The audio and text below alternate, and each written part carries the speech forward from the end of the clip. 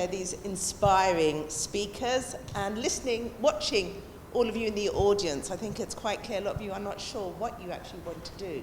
Some of you, I can see your parents want you to do something, and there's a nudge when you hear them say, there we go, I see that nudge. When you hear them say, let your children decide what they want to do. And I think a lot of you don't know what you want to do. There are so many careers out there. And you will always have the typical Sri Lankan parent say, medicine, engineering, accounting, dentistry. But why are they saying that? Because they see those as jobs where maybe you're definitely going to get a job, whereas in today's day and society, you do a degree, you then can't find a job. But you need to do what you enjoy. That's important. And a lot of you will go from one career to another career. By the time you're 35, you may have gone through 7 different jobs. But you start off with what you enjoy. Some of you may need to choose A-levels. Pick A-levels which you're good at. There's no point doing biology, chemistry, maths. You're awful at maths. You'll end up getting a D. Which university is going to take you with a D? Yeah, you may as well have done psychology and got a B in it. Yeah, because there's more opportunities. So you need to look at the big picture, the broader picture.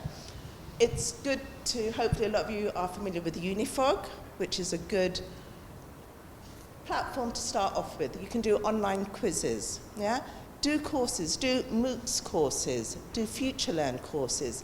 Look into different opportunities, because when you apply, universities are looking to see somebody who's motivated, committed. They want to see you have gone above and beyond, yeah? You're not the same academic bod who's got really good GCSEs, or maybe not, really good A-levels. You've just ticked those boxes. But what have you done which makes you stand out? Work experience. It is difficult to get work experience in many places, but you could do things online. Yeah? You do an online course, you read a book, you read magazines, you listen to podcasts. You need to do what you need, which you are interested in. You may think, oh yeah, this sounds really good. Yes, I do want to become a doctor, for example. My parents have been telling me since I was young. You go, you start looking at the different courses, you think, no, that's not for me. How do I break it to my parents? A lot of you feel, oh no, they're not going to take it. There's no point in applying. You get rejected, You may decide to choose A-level subjects which they're not going to give you an offer for. Yeah? Don't mess up, I think you're all at the age and we're in the society where you could have an open conversation.